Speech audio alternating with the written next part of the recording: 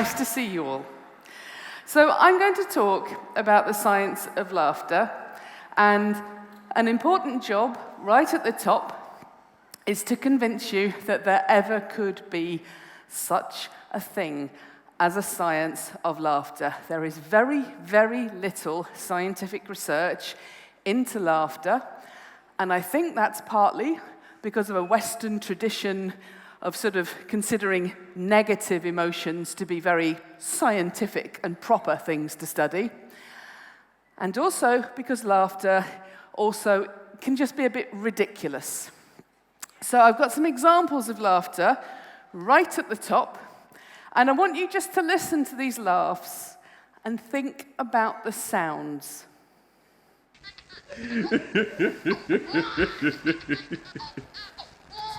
Okay,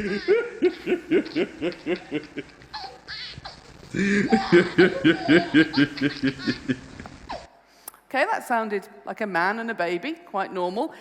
Things get a bit stranger now. Okay,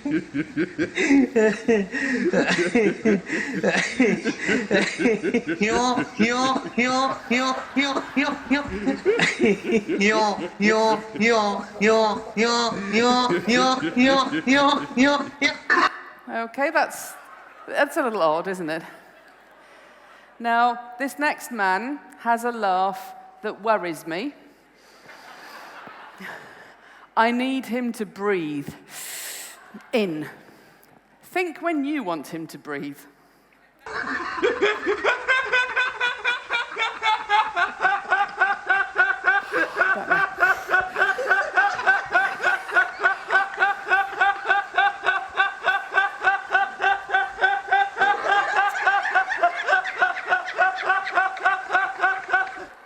Now, I mentioned him in a talk I did, and I said I thought he might be dead because I was very worried that he was just breathing out too much, and he actually got in touch and told me he's okay. I'm going to come back to this, but when we laugh, what humans do when they laugh is we breathe in, and then we laugh on an exhalation. Ha, ha, ha. That's all air coming out. And what he's doing, he's also laughing when he breathes in. So he's going ha, ha, ha, ha, ha, ha, ha. But because of how he laughs, we can't hear that. Now, my last example is a human female, adult. She's laughing, and she's laughing in a way that I suspect is very involuntary. She's laughing quite helplessly. And when we laugh in this way, we can make sounds we do not want to make. We might go some way to avoid doing that normally. Sounds like this. Oh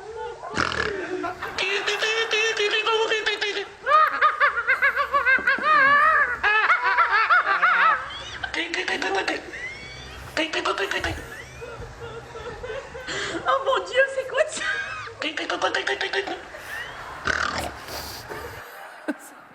And you probably heard us say in French, mon Dieu, c'est quoi ça? My God, what is that?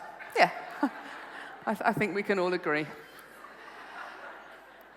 So what do we mean when we talk about laughter? Well, there's a few different ways we can answer that, but first of all, if we just think about it as a sound, as a noise we make, there are a couple of starting points about laughter. So first of all, laughter is more like an animal call than it is like human speech. And I'll show you some examples of what I mean by that. But you could even hear that in those laughs I played before. They sounded like something you might find in a jungle.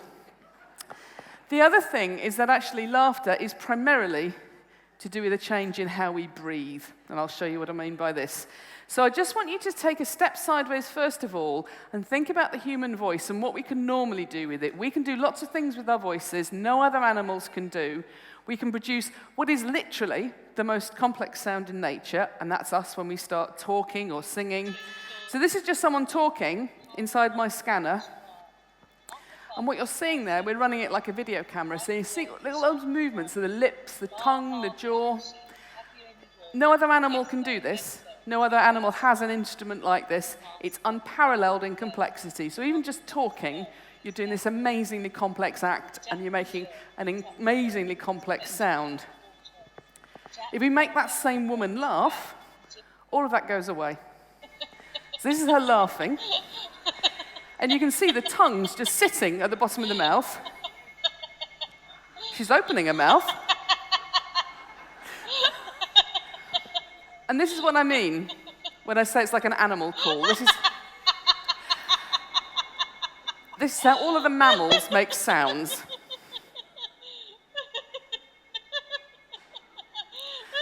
Now, you can see she's moving a lot, and that's because of what's going on down at her rib cage. So to think about where laughter's coming from, we need to think about the human rib cage. Not a part of the body we normally pay a great deal of attention to in psychology and neuroscience. We generally confine our interest to sort of the head and everything from kind of the neck up. If you're very Freudian, you might also be interested in the sort of general pant area. But we don't really think very much about all this. And actually, this is very, very interesting. It's a very interesting part of the body. So what you're all doing right now is you're using your rib cage to stay alive. Very important, don't stop. So what you do to stay alive, and we share this with all other land-based animals that breathe the air like us, we use our rib cage to pull air in and out of the lungs. So if I was just to put a breath belt on you and look at the movement of your chest as you're pulling air in and out, you get this very smooth sinusoidal movement. It's what you're all doing right now. Don't stop. Now, human speech, as I said earlier, is completely different. And actually, it's completely different even in terms of how we breathe. So when we breathe, we take a breath in, and only humans can do this. We take a breath in, and then we use those same muscles between our ribs to produce a very finely controlled flow of air. And actually, that's how we make a sound at our voice box. And if I keep talking without taking another breath, you can hear my intercostal muscles start to have to work really, really hard to get me to make a sound all together. One of these days, I'm either going to pass out or urinate when I do that. No, we're good. But you're probably thinking, Sophie, that's obviously very interesting, but why did you just do that? Well, we can only talk at all because we can breathe this way. And we can only breathe this way because we walk upright. We freed up our rib cage. We have as much fine control over the muscles between our ribs as we do over our fingers. And that's how precise these movements are, and that gives us everything with our voice. Now, as soon as we start laughing, all of that goes away. So this is laughter. Instead of this smooth movement for breathing, or this very fine controlled movement for breathing for speech, you get these enormous, great big contractions. Each of those zigzags is just the chest, the whole chest moving in and out as one. So what you're doing is you're going ha, ha, ha. Each one of those is a big compression, just squeezing air out of you. We don't understand how this works at the level of the brain, but if there is a competition between breathing and speaking and laughing, laughter will win. It will stop you talking, it will stop you breathing, it's just squeezing air out of you. It's trying to kill you, and it is a relatively stressful thing to do.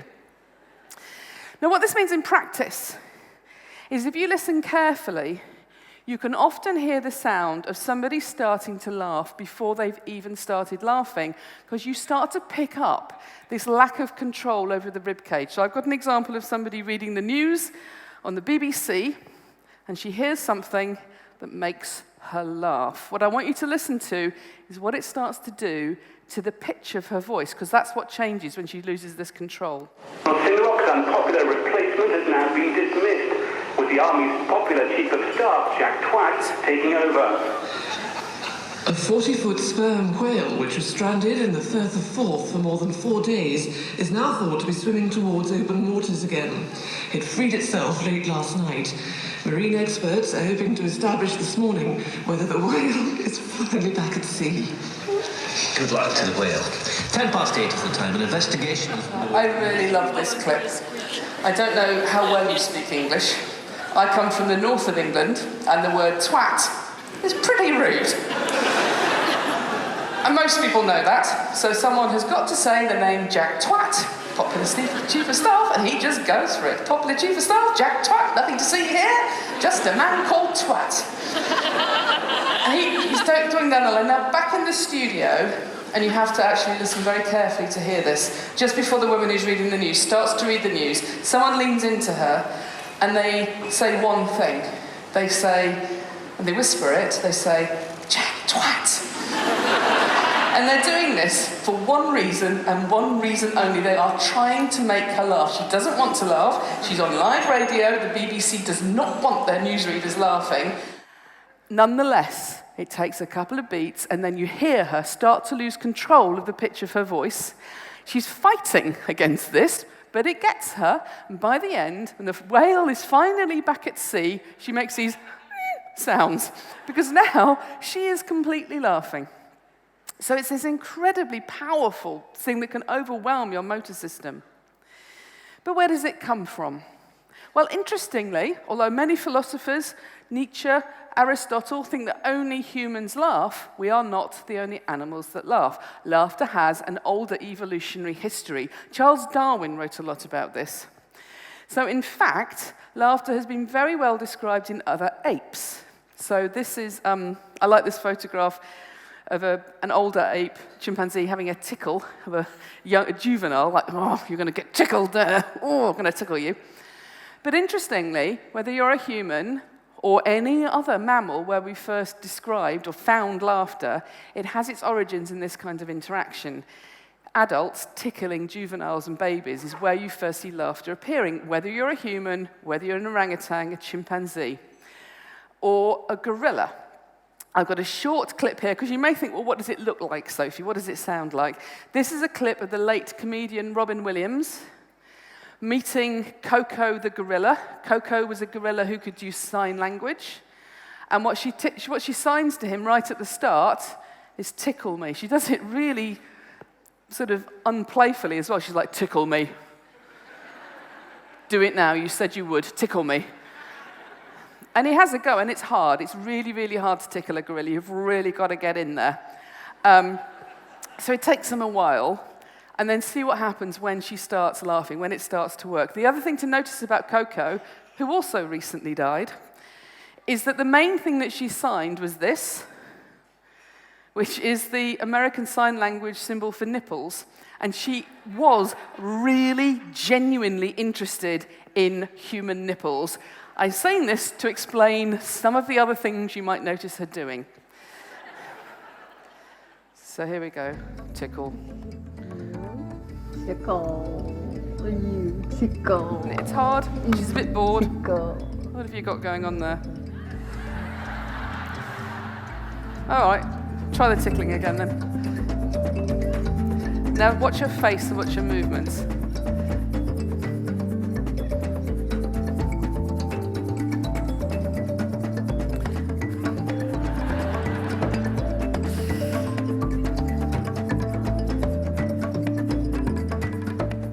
Right, let's not waste each other's time. Don't hit.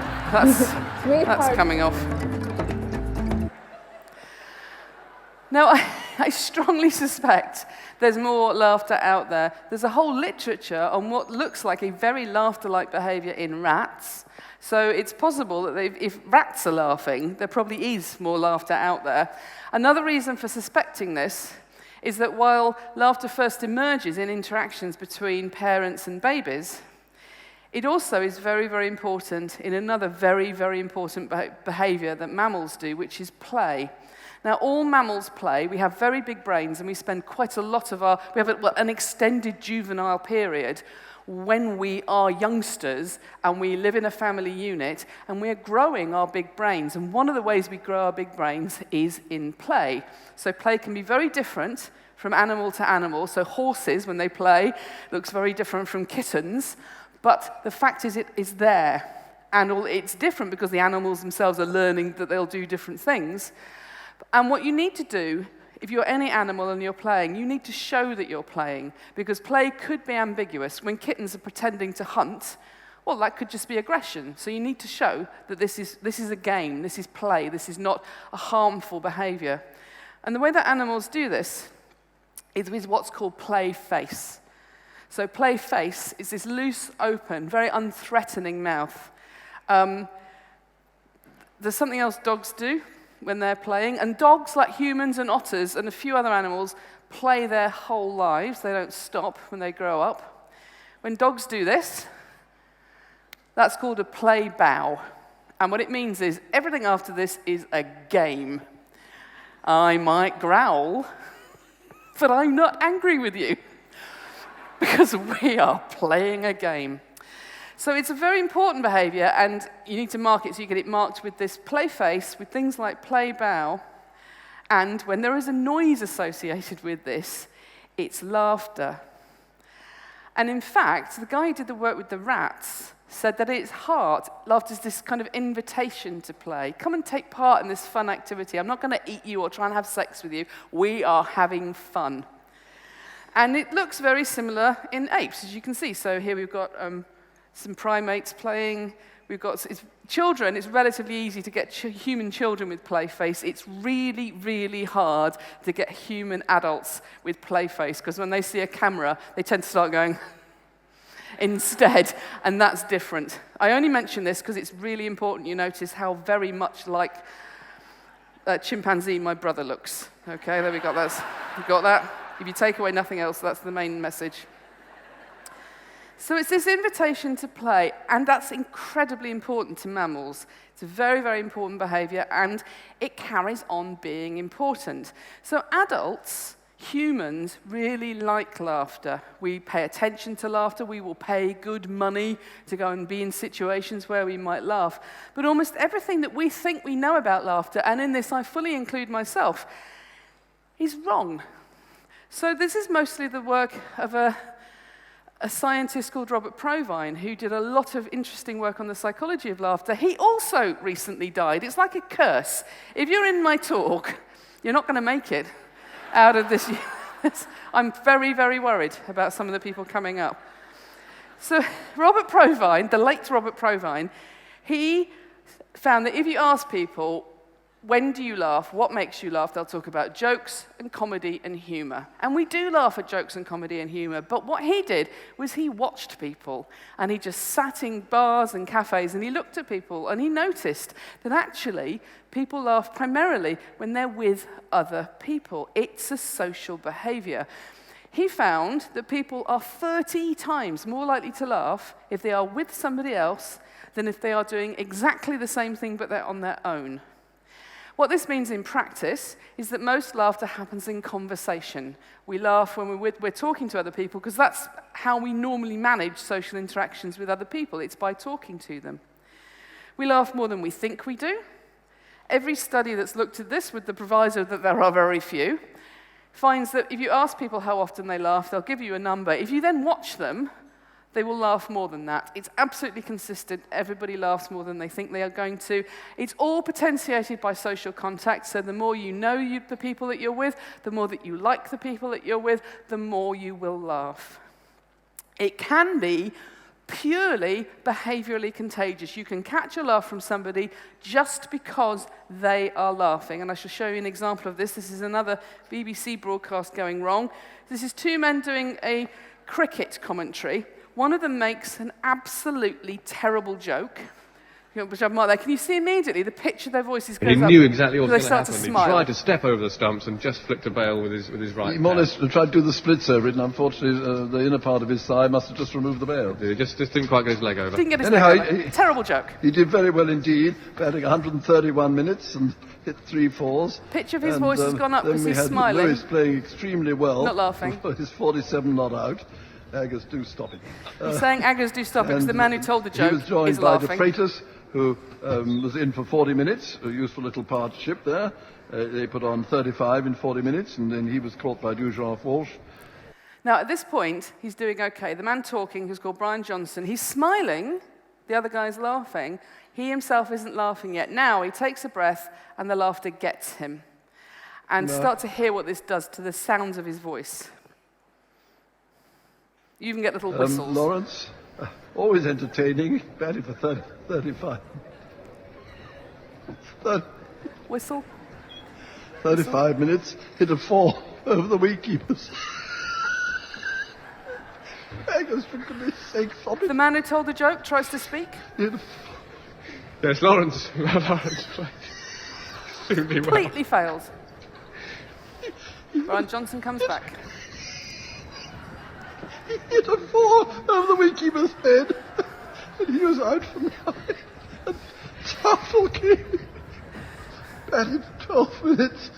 was caught by Haynes on paths number 2, and there were 54 extras, and Tickle were all out for 419. I've stopped laughing now.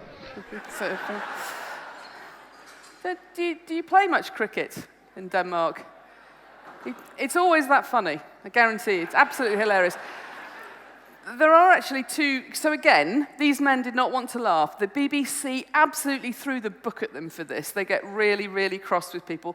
Newsreaders, sports broadcasters on the BBC showing emotion in their voice. They call it breaking. They're going to get in trouble. The BBC doesn't like it, and they did get in trouble. There are two really interesting things there. The first is you could almost see the journey through the laughter of that man speaking. He starts off smiling, then he starts laughing, and then as he's getting control back, he says, "I've stopped laughing now," and you can see the pitch of his voice coming down. But the other thing is, very, very quickly, the only reason why they're laughing is because of contagion. So the guy who makes the joke didn't quite get his leg over. It's a terrible joke. Almost immediately, they are not both laughing because the joke is even slightly funny. They are only laughing because they're both there and they're both laughing, and they're just setting each other off. It's why he keeps saying, "Oh, Aggers, do stop it. If you stop, I'll be able to stop." Now, I think another side point to this, the BBC will now play this clip at the drop of a hat, because the older man in it is dead for many years now, and he's remembered very fondly. Of course he's dead. I'm worried about Jonathan Agnew. But you kind of know now, listening at a distance, if those two men had absolutely hated each other, they wouldn't have been laughing like that. You're hearing friendship when you hear laughter, and I'm going to come back to this. So actually, laughter, like quite a lot of other things we do, like yawning, coughing, blinking, scratching, is behaviourally contagious. You can catch it from somebody else. Even if you're not tired and you haven't got an itch, you can find yourself joining in.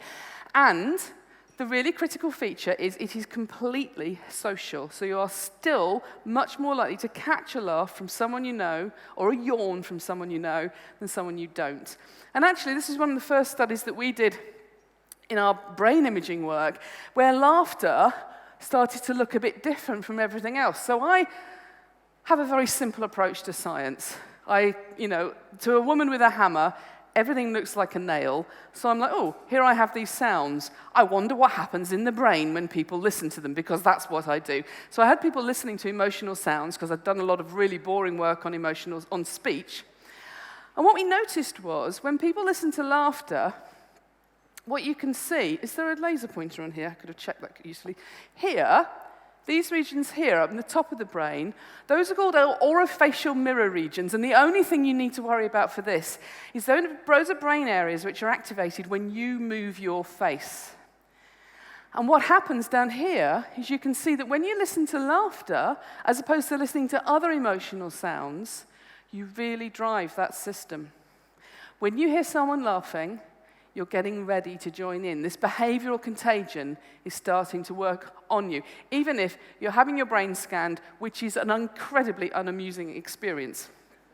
You're hearing it, and we are primed to join in. And that's almost like the beginning of the complexity with laughter, because it even gets more, if you look at how it's actually used communicatively. Robert Provine also looked at this. So what you find is, it's living in conversations and interactions within other people. But even within that, we're laughing for many different reasons. So you can be laughing just contagiously. You can just catch a laugh from somebody else. That's already very social. You're much more likely to catch it from someone you know than someone you don't know. You can laugh just to make and maintain social bonds. It's an incredibly efficient way of just touching base with someone, or of making contact with someone who you don't know. So you can reinforce bonds you already have, you can make new ones. People in conversations will laugh very communicatively. They'll laugh to show they agree, they understand, they remember, they recognize. Robert Provine found, at any one point in a conversation, the person who laughs most is the person who's talking. They are laughing to get people to show that they agree, that they understand, that they remember, that they recognize. So it's an extremely communicative behavior. We will laugh to reframe things as play. I'm going to come back to this, but actually, that's when it starts to get really complicated. So a difficult situation, you can find yourself laughing at just to show, I'm fine, I'm okay. My brother did a work thing where for some complicated reason everybody threw paint at each other, and they were all laughing, not because it's especially funny, but mostly to show I'm not at all cross that you've just thrown paint at me. This is hilarious. So these are just two examples of this. These are people doing experiments with me. The first guy is trying to talk while I've changed his voice, and he's hearing his voice differently from how you're hearing it. Makes it hard for him to speak. Understanding the constraints on Kennedy, Hannah and Hesberg wanted the Commission to exert counter-pressure by having special access to the White House through a liaison. Kennedy said that Harris Wofford, whom he had made a full-time specialist assistant on civil rights, was already on the job, which was false. But Hannah and Hesberg responded to the Wofford. So it's almost like I'm laughing to get ahead of this. I know you're going to probably start laughing too. Now, this is someone in Africa working with us where we're collecting data on people from the Himba communities, completely unwesternized, not contaminated by our culture. He has been asked to produce an emotional expression.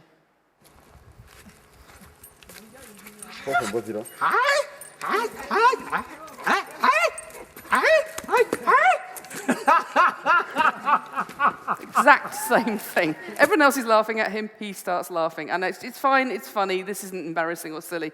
It's all just hilarious. We're having fun. Milliseconds. Sorry. Sorry.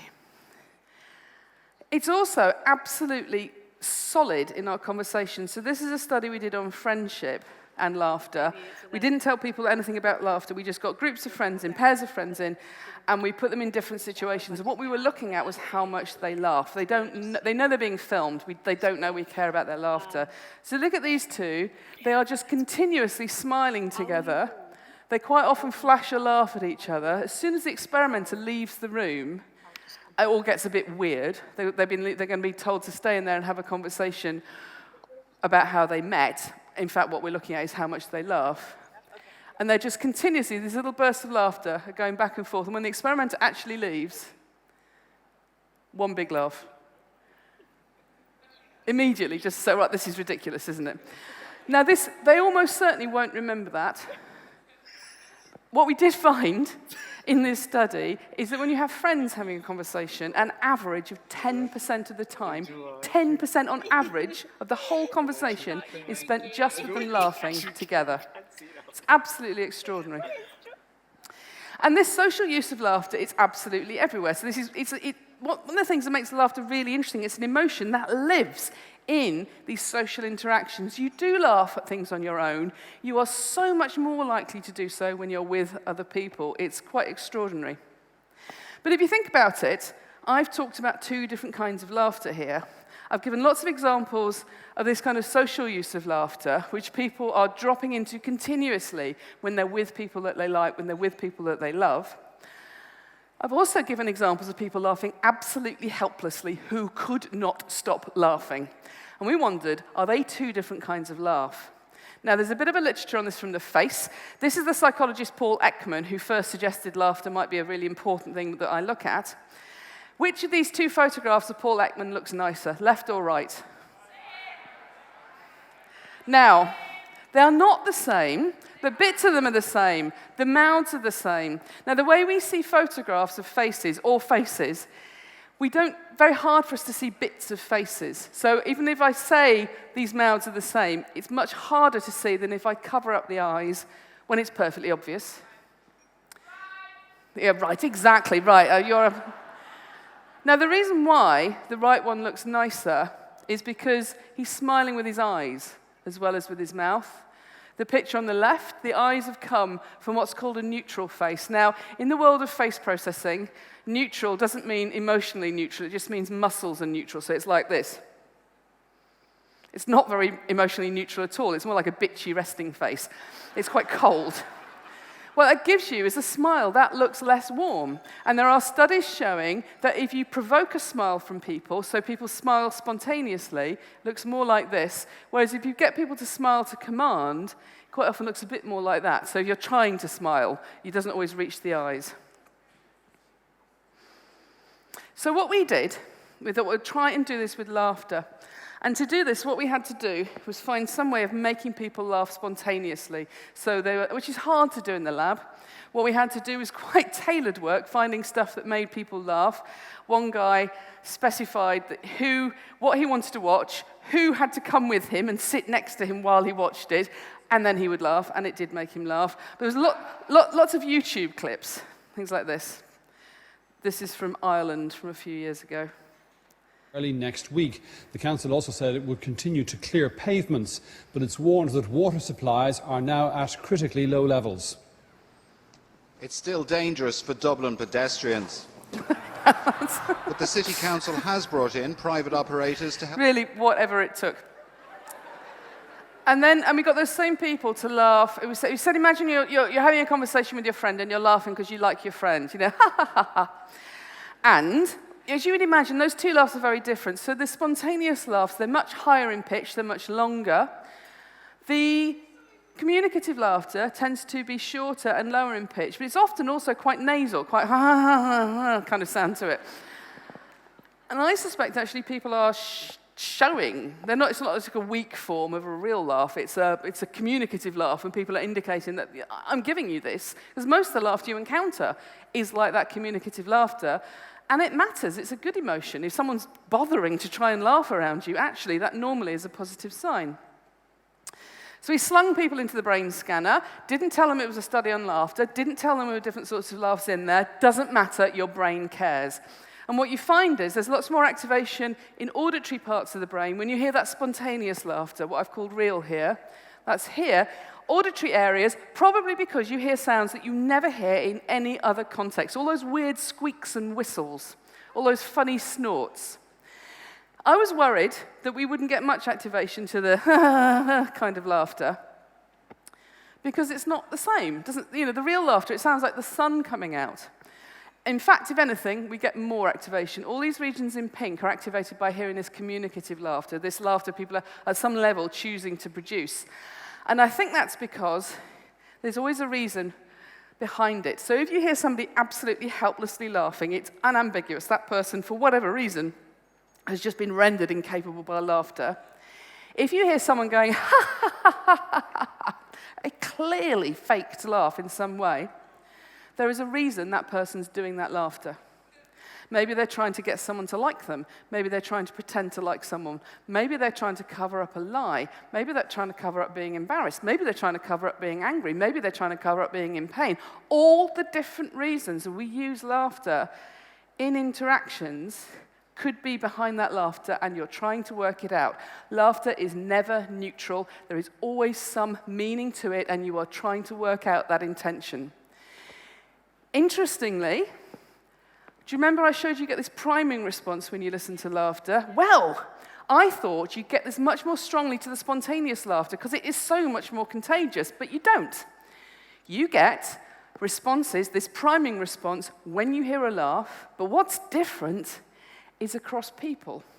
So after we scanned people, we gave them a test, and we played them the different laughs, and we asked them to categorize them. And what we found was their score on that test correlated with how much of a priming response they'd shown to the laughter. So it's not just contagion.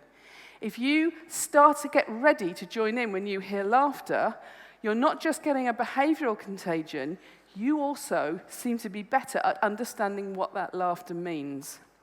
And we found, for example, doing this exact same study with boys who are at risk of psychopathy, they don't show the same response as normally developing boys.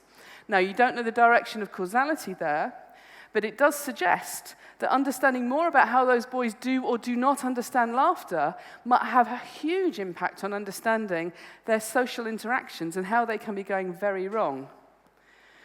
We've also found that if you add laughter to a joke, and we deliberately took really bad jokes, what's orange and sounds like a parrot? A carrot. Now, it's deliberately a bad joke. It's not my fault. So we get a rating for that joke, and then we add a laugh onto it. And what we find is adding any laughter makes people think the joke sounds funnier, and the more spontaneous the laughter, the funnier it makes the joke. So people weren't told to listen to the laughter, they are just listening to the joke. But if you hear someone else laughing, it seems to influence how you're perceiving that joke, which is probably why in comedy venues people warm up the audience to get laughter going, because everything seems funnier if there's laughter happening already. We learn this distinction. So this is just a whole bunch of data we're still analysing, but we collected at the Science Museum. We've got like 2,000 people here classifying laughter as real or posed, spontaneous or communicative. And what you find is children don't know what you mean. If you say to a child, is this laugh spontaneous or not? Is this person really laughing? They hear laughter. You get better and better at understanding this until by the time you're in your sort of late teens, 20s, you're getting pretty good at spotting the spontaneous laughter, but you continue learning about that posed, that social laughter, into your late 30s. Now, that's probably because this social use of laughter is something you can only learn about in social interactions. There's no other way you can learn about this. All those complex things people do with laughter, you learn to do and to understand in other people, and you can't read a book. You can't be told this. You can only learn this in these interactions. It's quite salutary if you go back in time. Think about how very little research there is on laughter. I've described most of it today, and if I carry on murdering people that work in the field at the rate I am, it really will only be left with me. There's a guy in the US I've got my eye on. Charles Darwin thought that laughter was a very important emotion. He thought it was a sign of joy. That was the emotion that was behind laughter, and I think he's probably right. It's a joyful behavior that accounts for the play, it accounts for the social bonding, and it can account for how you can use it to reframe situations. But it may be even more important than that. So there's a growing literature coming out of the US showing that if you look at couples having interactions, having stressful interactions, and you wire those couples up so you can see how they physiologically respond to a stressful situation. And for context, it's always done with couples. He gets one member of the couple to tell the other member of the couple on camera something that the other member of the couple does that irritates you. So just imagine saying to your partner, here is something you do that irritates me. Just imagine that feeling, that kind of horrible feeling. It's deliberately designed to stress people out, and they get stressed. You see them getting stressed on the polygraph. What this guy, who's called Robert Levinson, finds is that couples who immediately deal with this, with what he calls positive affect, but he means laughter, immediately get less stressed. And they're also the couples who stay together for longer and are happier in their relationship. And it's not because laughter is just a little bit of like magic dust that makes everything okay, because it only works if both members of the couple laugh. If one person's going, ha ha ha, you are right, ha, I snore like an absolute demon, don't I? Ha ha ha. And the first person's going, you've just got to stop. No one feels better, and statistically, they are less likely to stay together. So laughter in this example is an index of that relationship, but interestingly, it's an index of how people can together negotiate a better mood. So do you remember I said you can use laughter to reframe things as play? Well, there are situations when you really see that working, and that can be with people you have a close relationship with. I suspect this is not limited to romantic relationships. I've got a couple of non-romantic relationships just to show you here. So, first of all, far as I'm aware, they're all alive. But this is a video from YouTube of a clip that's going to go wrong. I'll tell you at the top, this does not play out the way they think it's going to. And it's made in the former East Germany, and it's to promote their heavy metal band. I sometimes give this talk to children, so I've edited out what is apparently for no reason a huge amount of swearing in English. But what I want you to look out for is what happens to the emotional mood, to the mood of this context that they're in and the sort of conversation they're having, and how that changes when things go wrong. Okay, so you can see he's looking cold, he's wearing swimming trunks. Willst du noch eine Rede halten? There's a swimming pool, he's got a towel, he's expecting to get wet, looks apprehensive. Ice? Oh no, there's ice. What might happen? In der Mitte am besten. There's a lot of bravado and sort of bicep kissing here, along with the swearing. Ja. And we're off. My new plant is called tickle. Okay. His friends are already laughing. They are laughing really hard.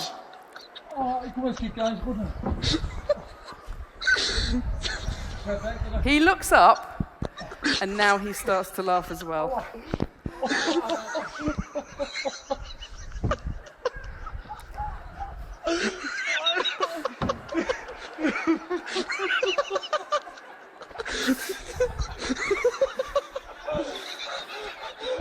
His friends have actually collapsed onto the ground, and the second the camera moves around. Yep, they've gone.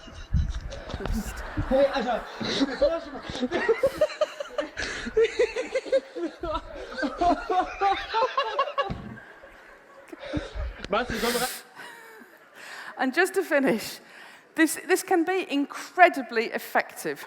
So I'd like to finish with some American foreign policy, because that's always hilarious.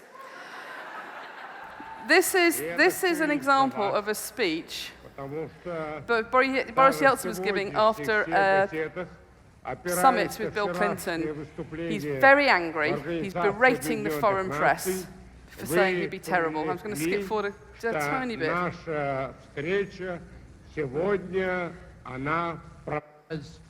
Coming from my statement yesterday in the United Nations, and if you looked at the press reports, one could see that what you were writing was that today's meeting with President Bill Clinton.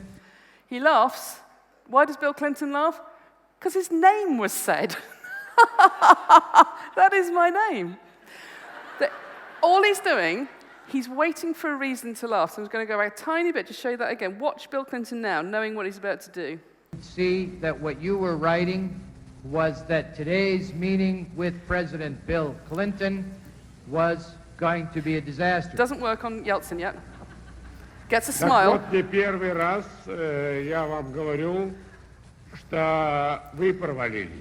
Well, now for the first time I can tell you that you're a disaster. And now he's worked. Yeltsin's going, I am very funny. This is hilarious. Я надеюсь, что вы правильно все это поняли.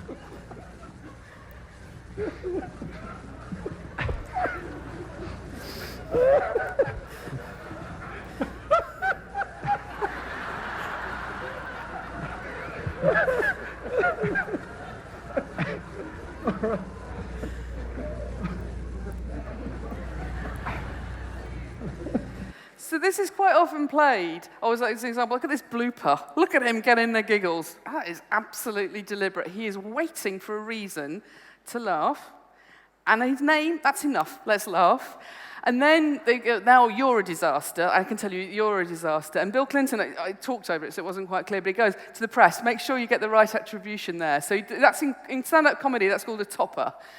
The audience, he laughs at the you're a disaster, and then he throws in this extra thing to get everybody laughing, and that's when Yeltsin starts laughing as well. And then the invitation to play works. This is not an angry, probably drunk Russian man berating the nation through a translator. He's hilarious. And you can see Yeltsin going, yes, I am very funny. This is very funny, isn't it? I can see there that everyone's enjoying it and that I'm an amusing man. So these are two extreme examples, but in fact these are two of the most common and probably the most important uses of laughter that you encounter. So the only thing I think I would probably add to Darwin's saying that laughter is this expression of joy, I think the only thing that we need to fold in for everything else we've learned is that this is a social joy. It's an emotion that lives in spaces with other people.